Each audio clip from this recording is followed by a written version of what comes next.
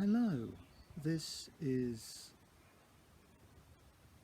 a very warm late afternoon. By the time you see it, who knows what the weather will be like. But we're in a particularly strange climate at the moment, and that's why I'm doing so many broadcasts. We do need to think about what's important in life. That's one of the great opportunities that the lockdown has given us. And how do we decide? We can look inside of ourselves, but what's important to us may be positive or negative or somewhere between the two.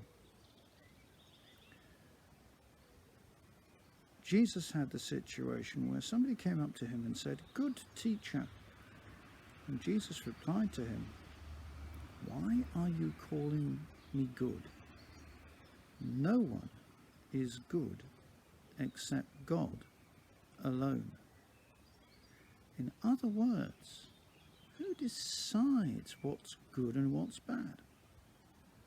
Our feelings are untrustworthy. Our hearts can be deceitful.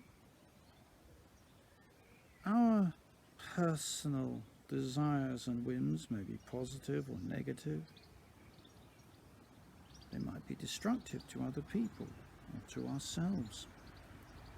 They might just be, well, far less than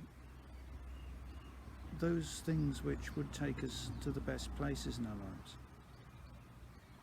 And the only one who knows the best possible way for us to live is God. And God himself is the one who determines what is good and what is bad.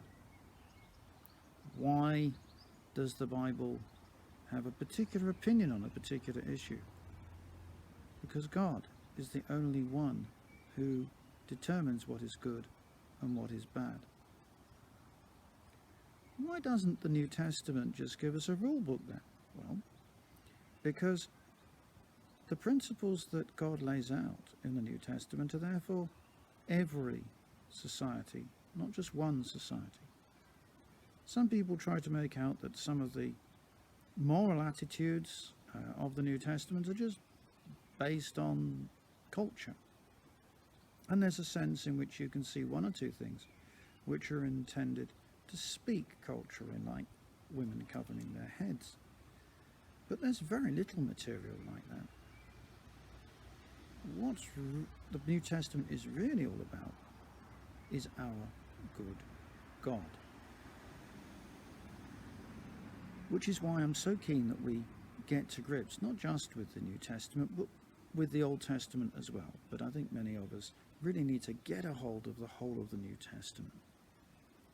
We also need to make a greater level of engagement with God in our lives a habit that goes beyond the lockdown.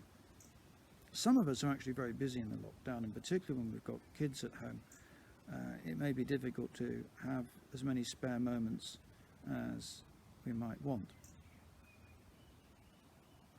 But those spare moments really need to include God. They need to include Jesus. They need to include the Holy Spirit. And if we lose those habits, they're actually quite difficult to get back. So, we need those holy habits. That was actually the title of our Lent course last year. I wonder how many people watching have been on many of the courses that we've run in the Holy Trinity team. Have we been on a Lent course? Have we been on an Alpha course? At the moment we're running Discipleship Explored. Has anyone signed up for that?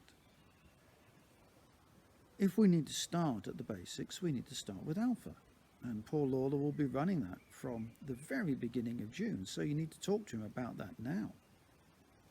And later in the summer, hopefully we might get round to the Bible course, which is a wonderful course that will enable us to put all those 66 books of the Bible together into a framework and help us to go deeper with God as we do so.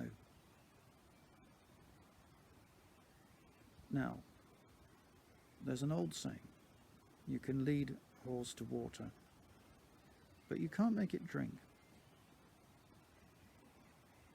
The 23rd Psalm tells us that the Lord as our shepherd leads us by the still waters, which is where you can drink. Can drink.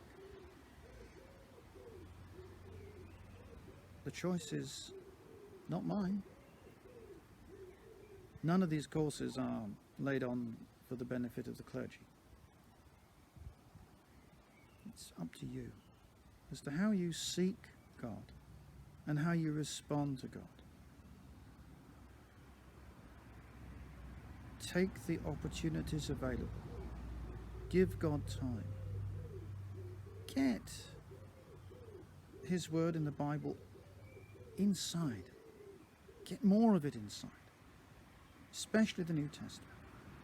Get that fixed in there so that it becomes more important than the opinions of the world. And God will give us all a spiritual prosperity that will last more than a lifetime.